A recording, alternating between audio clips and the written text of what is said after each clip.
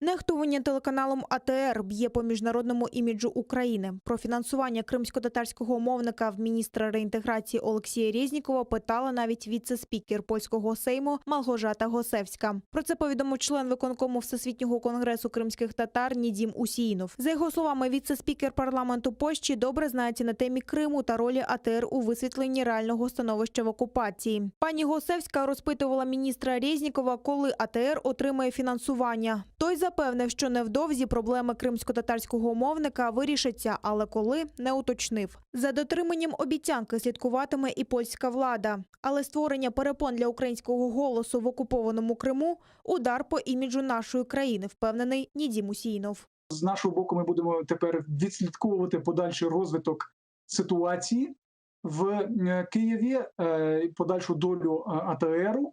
Але можу напевно сказати, що це дуже соромно, і це взагалі для української держави, для її репутації, для її іміджу міжнародного, величезний удар, коли міжнародні партнери змушені задавати такі питання про якісь, я вибачаюся, але все одно якісь нещасні 50 мільйонів для того, щоб основний інструмент боротьби за повернення Криму, канал АТР, міг просто жити.